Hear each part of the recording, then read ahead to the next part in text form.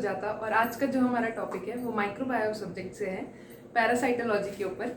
Amoebic dysentery which is caused by Entamoeba histolytica. तो इसमें हम लोग पढ़ेंगे कि एक्चुअली अमेबिक डिसेंट्री के सिम्टम्स क्या होते हैं, उसका क्लिनिकल मैनिफेस्टेशंस क्या होता है और उसका जो कॉजेटिव एजेंट है यानी कि अमीबा एंटामीबा हिस्टोलिटिका, इसका लाइफ साइकिल, इसका मॉर्फोलॉजी, इसका पैथोजेनेसिस, इसका लैब डायग्नोसिस, वो सब हम लोग आज डिस्कस करेंगे। तो अगर आप मेरे चैनल पे नए हैं या फिर आपने अभी तक सब्सक्राइब ना किया हो तो please make sure you subscribe to my channel because वो फ्री है। और मेरे काफ़ी और प्लेलिस्ट है फर्स्ट और सेकेंड MBBS के सब्जेक्ट्स के, जो कि आप चेकआउट कर सकते हैं। तो अब हम लोग डिस्कस करेंगे अमेबिक डिसेंट्री। तो सबसे पहले हम लोग देखेंगे एंटामीबा हिस्टोलिटिका का मॉर्फोलॉजी। बट उसके पहले हम लोग जानते हैं कि इसका नाम एंटामीबा हिस्टोलिटिका क्यों है। एंटामीबा अमीबा क्योंकि ये अमीबा के क्लास में पढ़ता है, और एंट यानी कि इंटेस्टाइन, एंटेरिक यानी कि इंटेस्टाइन को अफेक्ट करता है, इसलिए इसका नाम है एंटामीबा हिस्टोलिटिका। ठीक है, अब हम लोग देखेंगे इसका मॉर्फोलॉजी। ये बेसिकली 3 फॉर्म में एग्जिस्ट करता है, एक ट्रोफोजोइड, प्रीसिस्टिक और एक सिस्टिक। तो जो इन्फेक्टिव फॉर्म होता है हम लोग का, मतलब वो तो ये है हमारा क्वाड्रीन्यूक्लिएट सिस्टिक वाला, जो कि जब हमें इन्फेक्शन डेवलप हो जाता है तब ये हमारे फीसिस के थ्रू पास होता है। बट ये वो फॉर्म है जो हमारे बॉडी में सबसे पहले बनता है। जब हम न्यूली इसे अक्वायर करते हैं इस डिजीज़ को, तो सबसे पहले ये हमारे में बनता है ट्रोफोजोइड। तो पहले हम लोग ट्रोफोजोइड को डिस्कस करेंगे। मतलब ये उस समय प्रेवलेंट होता है जब हमारे में डिजीज़ एकदम अपने पीक पे होता है, तब जो हम लोग के स्टूल में जो डेमोन्स्ट्रेट हो पाता है वो ट्रोफोजोइड्स होता है। ठीक है, तो ट्रोफोजोइड का पार्ट्स देखते हैं हम लोग। उसके 2 पार्ट है, एक ये आउटर एक्टोप्लाज्म है जो कि स्मूथ सा दिख रहा है, उसमें कुछ नहीं है। फिर ये इनर एंडोप्लाज्म है। एंडोप्लाज्म क्या है, ये थोड़ा ग्रैनुलर होता है, इसमें डेब्रिस होता है, एरिथ्रोसाइट्स है, ल्यूकोसाइट्स है, ये सब इसके अंदर होते हैं थोड़े थोड़े। एरिथ्रोसाइट्स कभी कभी नहीं भी हो सकता बट मेनली होते हैं। और जो इसके परमानेंट चीज़ें हैं वो इसका एक सूडोपोडिया होता है जो कि इसके मूवमेंट में हेल्प करता है, जिससे कि ये ट्रैवर्स करता है हमारा जहाँ से इन्फेक्शन हो रहा है से लेकर ये इंटेस्टाइन तक। इस सूडोपोडिया के हेल्प की वजह से ये ट्रांसपोर्ट हो पाता है। फिर इसका जो एंडोप्लाज्म है उसमें क्या क्या होता है, ये हमारा न्यूक्लियस है। ठीक है, इसके 3 मेन पार्ट्स है। ये जो हमारा सेंटर वाला है ये कैरियोसोम है। उसके बाद ये हमारा न्यूक्लियर मेम्ब्रेन है। ठीक है, यहाँ पे ये जो डॉट्स आपको दिख रहे हैं ये हमारा क्रोमैटिन मटेरियल है, जो कि वैसे ही अरेंज्ड होता है, पेरिफेरली अरेंज्ड होता है डेंस बॉडीज के शेप में, just beneath the nuclear membrane. और न्यूक्लियर ये क्रोमैटिन मटेरियल और कैरियोसोम के बीच में हमारे आते हैं अक्रोमैटिक फाइब्रिल्स, जो कि रेडियल स्पोक्स की तरह अरेंज होते हैं, ऐसे अशोका चंद्र की तरह, ऐसे ये रेडियल स्पोक्स की तरह अरेंज होते हैं, उसको कनेक्ट करते हैं। ये है हमारा, फिर ये हमारा न्यूक्लियस।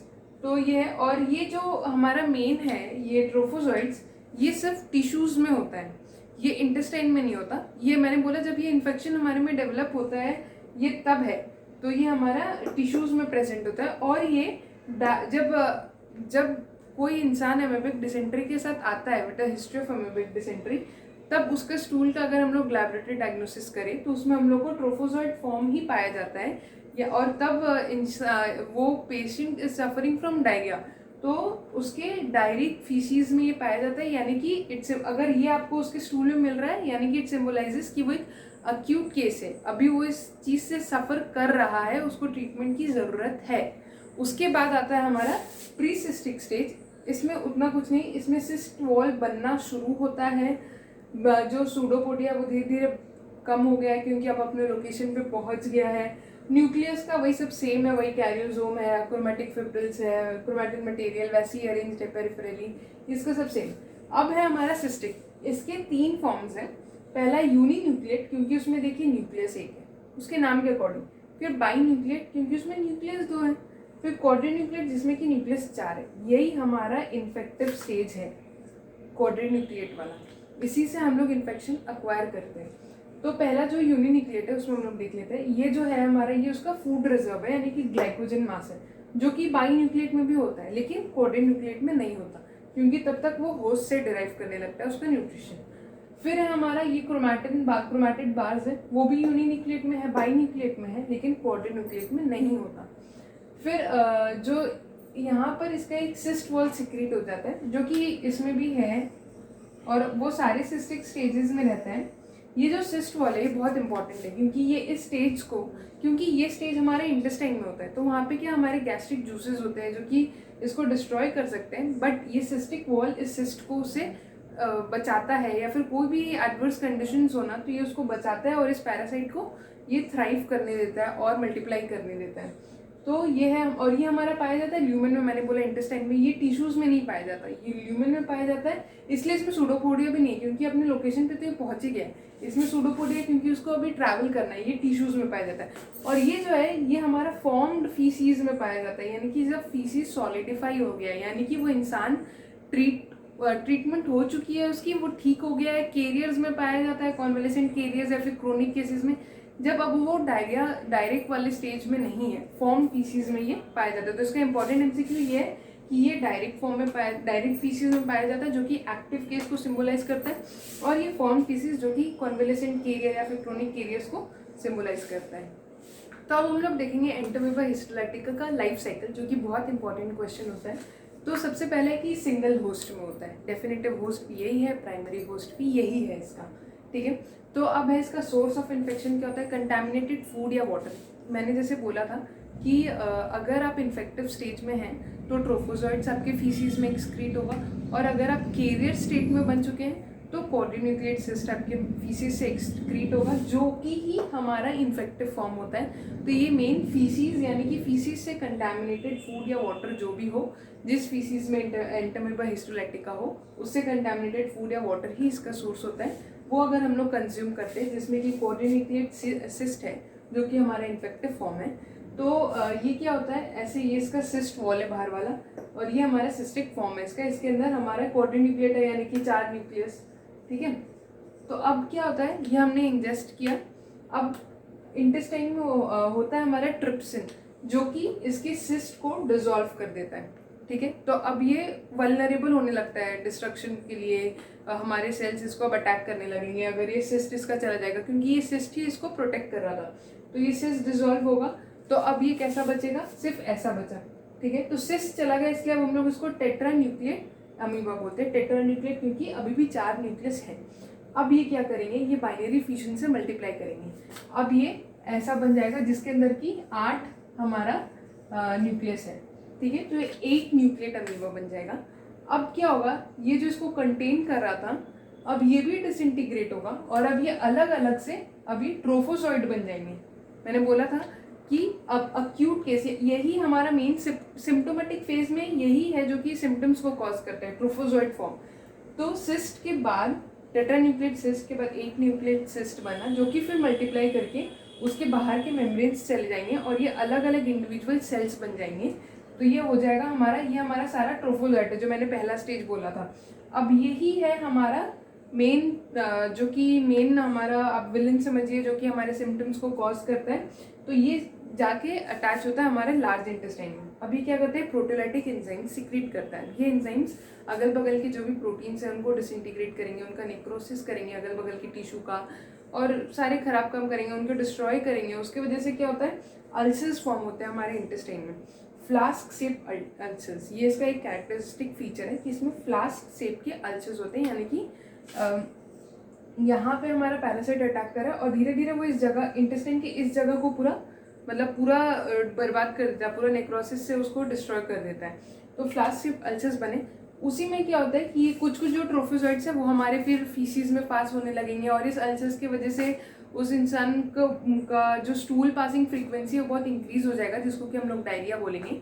और उसी डायरिया को जब हम लोग एग्जामिन करेंगे तो उसमें ट्रोफोजॉइड्स मिलते हैं, वो यही ट्रोफोजॉइड्स होते हैं क्योंकि कुछ कुछ एक्सक्रीट होने लगते हैं। तो इसी स्टेज को, इनसे जो स्टेज कॉज होता है उसको ही हम लोग एमेबिक डिसेंट्री बोलते हैं, जो कि हमारा आज का मेन टॉपिक है। लेकिन कुछ कुछ क्या होता है कि इंटेस्टाइन में जाके फिर एक्सक्रीट होने के बदले क्या होता है, इंटेस्टाइन से ही फिर वो पोर्टल वेन में चले जाते हैं, फिर वहाँ से वो लीवर में चले जाते हैं, तो फिर वहाँ पे जाके वो हेपेटिक एमेबाइसिस कॉज करते हैं, वो हम लोग आगे देखेंगे एक्स्ट्रा इंटेस्टिनल एमेबाइसिस में। उसके बाद अब ये हो गया, ये हमारा इन्फेक्टिव स्टेज हो गया। इस स्टेज में आते आते अब उस पेशेंट का ट्रीटमेंट शुरू हो जाता है, तो अब इसका इन्फेक्टिविटी कम होने लगेगा, अब इसमें वापस से सिस्ट बनने लगेगा, ये प्री सिस्ट फॉर्म होगा, फिर उसके बाद वापस से ये यूनिन्यूक्लिएट, फिर बाइन्यूक्लिएट, फिर वापस से क्वाड्रीन्यूक्लिएट सिस्ट, और ये रिपीट होता है। और किसी किसी में अगर प्रॉपर ट्रीटमेंट नहीं होता तो वो इनके फीसिस में ये हमेशा एक्सक्रीट होते रह जाता है फॉर्म फीसिस में, तो वो हमारे कैरियर बन जाते हैं, कॉन्वलेसेंट कैरियर, जो कि खुद ट्रीट हो गए हैं बट वो कंटिन्यू करते हैं उसको पास करना। ठीक है, तो ये है इसका लाइफ साइकिल जो कि हमने देखा। फिर इसका पैथोजेनेसिस, वही जो मैंने बोला कि अमीबिक डिसेंट्री यानी कि ये इंटेस्टाइन में हो रहा था, तो उसको हम लोग बोलते हैं इंटेस्टिनल अमीबियासिस। और दूसरा मैंने बोला कि वो पोर्टल वेन के थ्रू लीवर में जाता है, तो उसको हेपेटिक अमीबियासिस बोलते हैं, या फिर उसको हम लोग एक्स्ट्रा इंटेस्टिनल अमीबियासिस भी बोल सकते हैं, क्योंकि वो और भी ऑर्गन्स में जाता है कभी कभी, जैसे कि lung, brain, liver, spleen, but mainly हमारा वो लिवर में जाता है, तो इसलिए मैंने हेपेटिक अमीबियासिस लिखा है। इंटेस्टिनल अमीबियासिस का मैंने बताया, उसमें फ्लैश शेप अल्सर्स होंगे, उसका क्लिनिकल मैनिफेस्टेशंस, उसमें डायरिया होगा, प्रोफ्यूज ब्लीडिंग होगी, क्योंकि इसके अंदर एरिथ्रोसाइट्स होता है, और ये अगर ये अल्सर कॉज किया ना, तो उसकी वजह से क्या साइड के टिश्यूज हमारे बर्बाद हुए, तो उसकी वजह से ब्लीडिंग होगी, तो डायरिया में ब्लड होगा, फीसिस में हमारे ब्लड होगा। फिर वही diarrhoea is the main feature इसमें। ठीक है, और एब्डोमिनल क्रैम्प्स होंगे, पेन होगा डेफिकेशन के टाइम पे, क्योंकि उन्हें इसके अल्सर्स की वजह से बहुत पेन होता है। फिर हेपेटिक अमीबियासिस का क्या फीचर्स हैं कि वो mainly right lobe of liver को अफेक्ट करता है, ऐसे कोई भी पार्ट को कर सकता है, बट जैसा कि देखा गया आज तक वो मेनली राइट लोब को करता है। और फिर उसमें लीवर का जो अपीयरेंस होता है वो एंकोवी सॉस, यानी कि जो पस बनता है जो इसमें, उसका एंकोवी सॉस यानी कि थोड़ा रेड ब्राउन टाइप अपीयरेंस होता है पस का, इसलिए हम लोग उसको एंकोवी सॉस बोलते हैं। और मैंने बताया और वो ऑर्गन्स को अफेक्ट कर सकता है, जैसे कि ब्रेन, स्प्लीन, बस लीवर, इन लोग को अफेक्ट करता है। तो अब हम लोग देखेंगे लैबोरेटरी डायग्नोसिस, जो कि एक अलग से ही 5 मार्क्स का शॉर्ट नोट आता है या फिर केस के अंदर आता है, कि हम लोग कैसे हम लोग को पता चलेगा कि ये अमीबिक डिसेंट्री है caused by Entamoeba histolytica.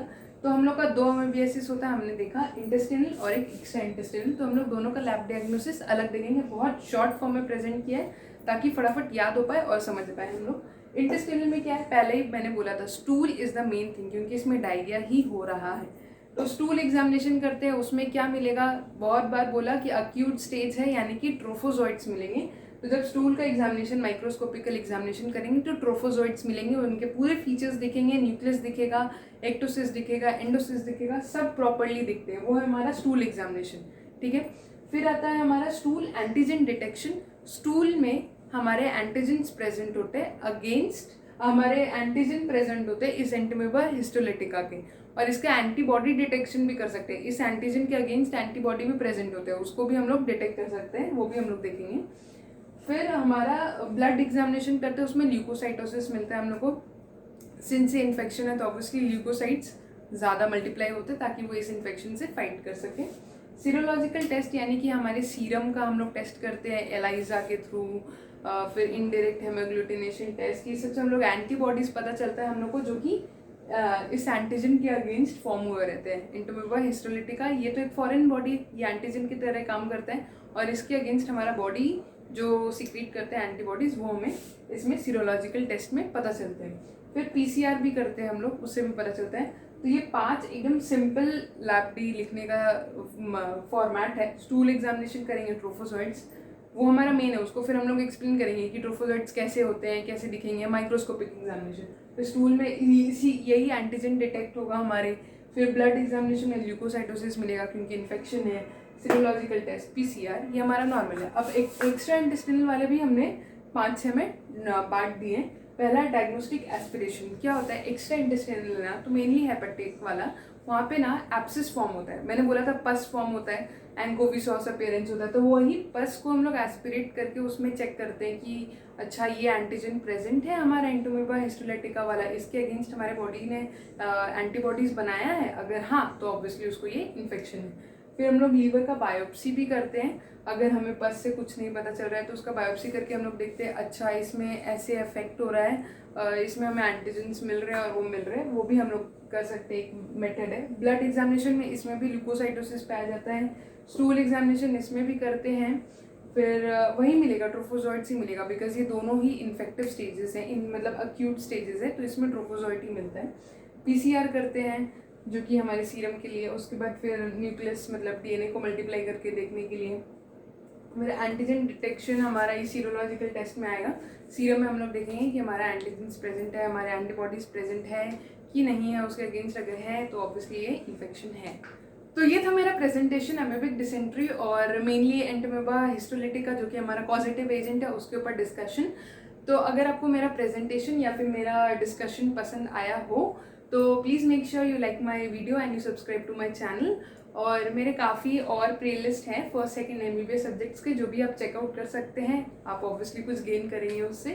And I come up with a new video every weekend ताकि आपका वीकेंड थोड़ा यूजफुल बने। So see you next weekend. Till then, bye bye. I'm thankful to all of you. Thank you so much.